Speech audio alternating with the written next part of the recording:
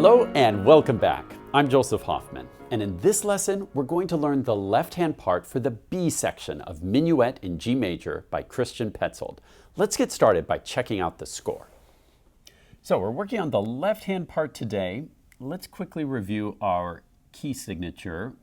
What sharp do we have in the key of G major? If you said F sharp, you're correct. So can you scan this line and point to any Fs that automatically will have to get sharped? If you're pointing right here, you're correct. So in your own score, you might want to circle this note, or you could draw a sharp symbol in front of it, something just to remind yourself, look out, that note's got to be sharped. Any other Fs that need an automatic sharp on that line? Nope, there are no more Fs. Let's also identify a couple of intervals. Can you figure out the interval from here to here and from here to here? Let's start with this first one. What interval do you see there? If you said a fourth, you're correct. So I'll just put in a 4 there. And by the way, what interval do we have here in the measure before? If you said a third, you're correct. We go up a third, down a third, then up a fourth. And then what interval do you see next?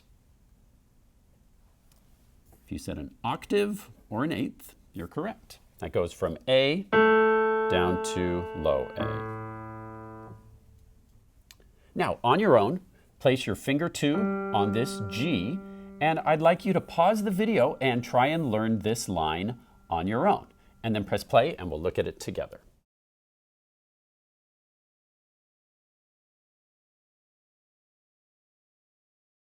Okay, here's the left-hand part for the B section, starting in measure 17. If you like, you can play along with me, or you can listen. I'll count 3 beats, and then we'll start. Here with finger 2 on G. 1, 2, 3. 1, 2, 3. 1, 2, 3. 1, 2, 3. 1, 2, 3. Now pause if you need any extra practice with that. Otherwise, let's take a look at the next line. Now, let's circle any notes on this next line, starting in measure 21, that need to be sharped. Can you point to any notes that need a sharp? Well, this C has a sharp right in front of it, so we'll have to remember to sharp that C. And then any other notes that need a sharp? If you're pointing right here, you're correct. That's one of our automatic F sharps from our key signature, so don't forget to sharp that F. And then why do we need this natural symbol here? Well, this is one of those courtesy accidentals. Remember, a bar line automatically cancels any sharps or flats that are placed in the measure. And so this C is already canceled, but sometimes in music, an editor will place a natural or a sharp or a flat sign just as a courtesy to remind you, hey, it's not C sharp anymore. The bar line already canceled it. So technically, we don't need to place a natural there, but it's just a courtesy reminder. Now here in measures 23 and 24, we have a lot of bigger intervals. So I'd like to take some time to actually analyze these. Every 2 notes with a line in between, I'd like you to analyze the interval. So pause the video, and in your own music, can you write down the interval between all of these notes in these 2 measures? Then press play, and we'll look at the correct answer together.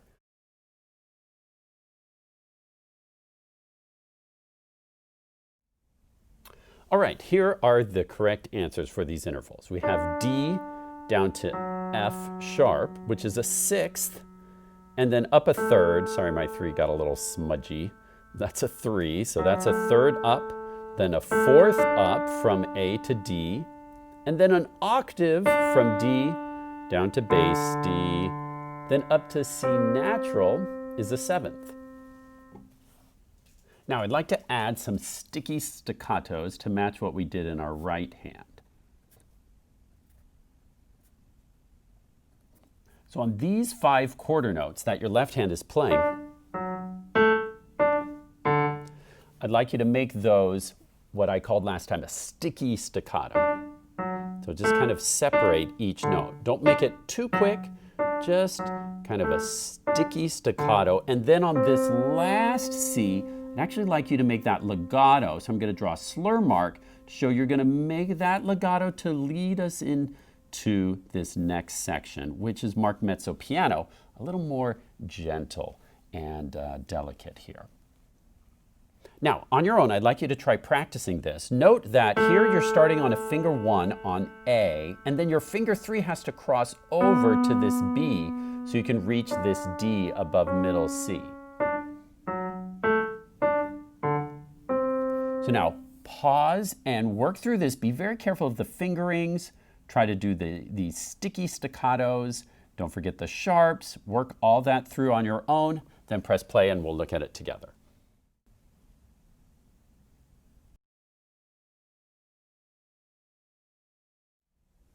All right, starting here in measure 21, finger 1 is on A. This is what it's going to sound like. 1, 2, 3, 3 crosses over. And then our sticky staccati, and then that flows right into measure 25. Notice we have a finger 1 on this middle C, and then finger 3 has to play the B, so our finger 1 is available to make it to the D, which we have coming in 25. That's why it's important to watch those fingerings. All right, now, if that's what it sounded like when you played it, you're in good shape, but if you need to fix something, you can always press pause and work on it, then continue on when you're ready. Now, if you're ready to go on to the next line, let's look at measures 25 through 28. And I'd like to challenge you to figure out this section on your own. We've already said that it starts with the finger 3 on B. And pause the video and see if you can figure out the rest of this line. Be careful of notes, be careful of fingerings, and then we'll take a look at it together.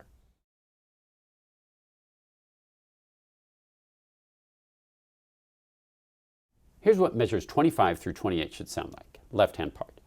1, 2, 3.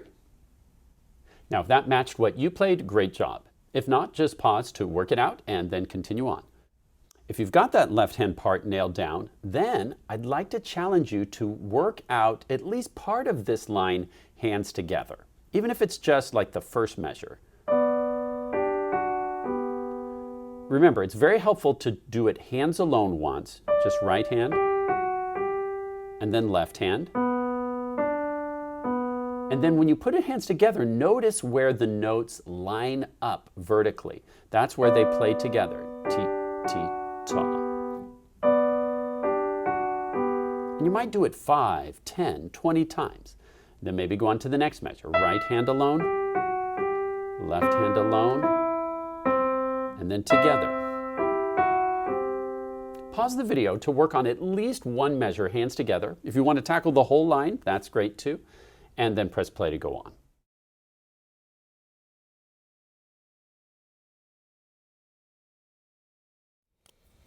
Okay, we've made it to the final line. Now, can you find any notes that should be sharped on this last line? Point to them.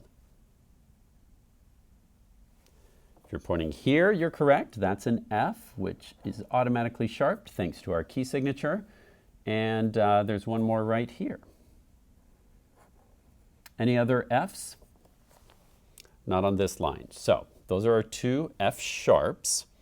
And now a little bit more interval analysis. So can you identify the intervals between all of these notes? Pause the video to figure out these intervals, then press play and we'll look at it together.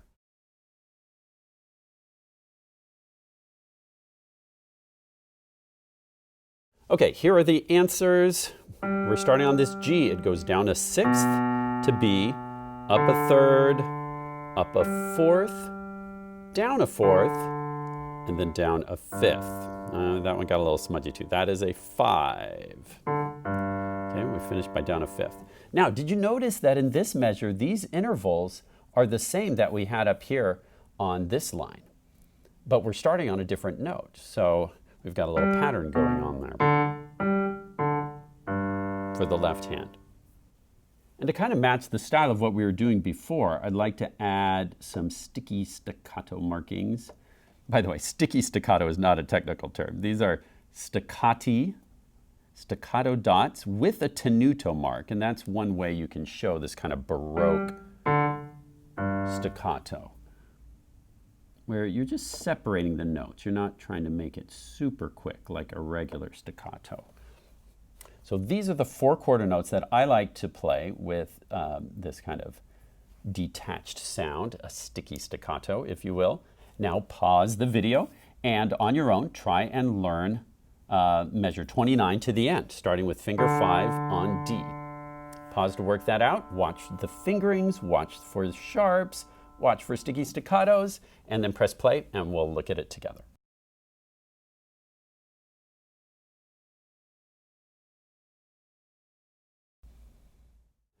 Okay, the left-hand part here goes 1, 2, 3. Then we have to switch to a finger 1 here. 1, 2, 5. Now pause if you need any extra practice on that. Otherwise, let's take a look at these last 2 measures hands together. The right hand does ti, ti, ta, ta, 1, 2, 3. Now your turn. Can you review that? Go.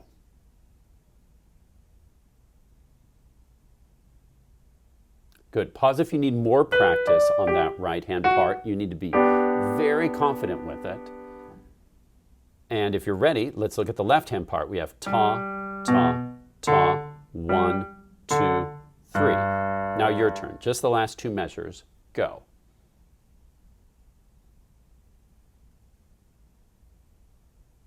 Pause the video if you need more practice on that. You need to play it 100% confidently.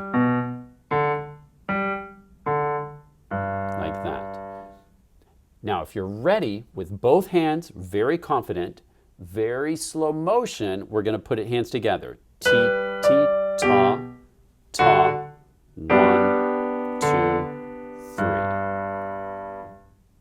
It's going to go super slow motion at first. Be careful of the fingerings. Finger 4 has to cross over to that F sharp, so you're in position for that chord.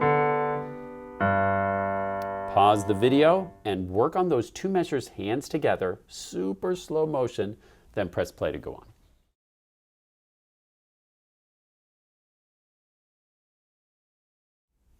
Good. Now on your own this week, I encourage you to do lots of hands alone practice to get confident with the right hand alone, confident with the left hand alone.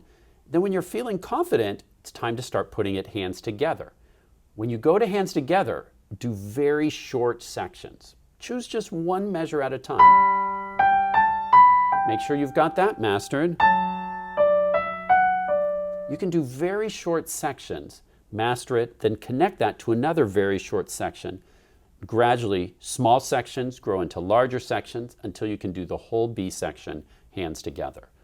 If you're feeling stuck on one part, try to zoom in on that one section. Maybe this measure 23 is tricky for you. So just do that like 100 times until you can do it in your sleep, right?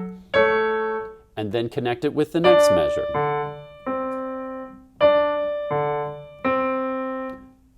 Whoops. See, even Mr. Hoffman makes mistakes. That's why I practice too. Here's the entire B section hands together.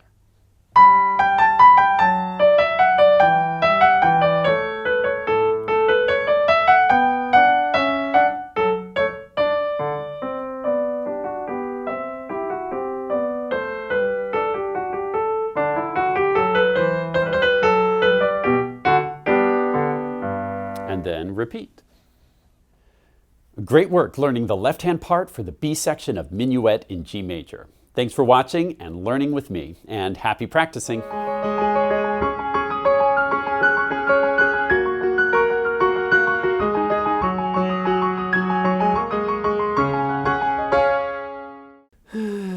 What's wrong? I feel like I'm never going to become a ninja master. I've been practicing and practicing, but it still doesn't feel like I'm doing it right. It just feels like I'm making a bunch of random noises. Hi-ya, and all that. I hate to say it, but that's kind of what it seems like to me, too. Don't feel bad. No one masters anything overnight. You know what you need? What? A teacher. Huh? A teacher, silly. Do you expect to just become a ninja master without someone to guide you? Of course, a teacher. I need a sensei. Princess, you're a genius. Do you want to be my teacher? I don't know anything about being a ninja. You need a real master. Oh, right. Where can I find a master who will be my teacher?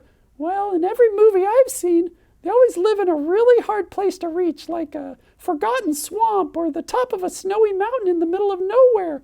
That does it. I've decided. Decided what? I'm going on a quest. I'll climb the first snowy mountain I find and keep searching until I find my master. Well, just because it works in movies doesn't mean in real life. Remember? We've proved we're not in real life. Don't you remember with S-H-A-R-K-Y? That spells Sharky. Ah! Of course, you can spell. I'm a highly intelligent shark. I see. I hear you want a teacher. I can help you. Wait, you know a ninja master? No, but wherever you need to go to find one, I can help you get there much faster. Really? How? By chasing you. Ah! Scuba, no, go the other way. There's a nice big mountain the other way. Good luck. He's gonna need it.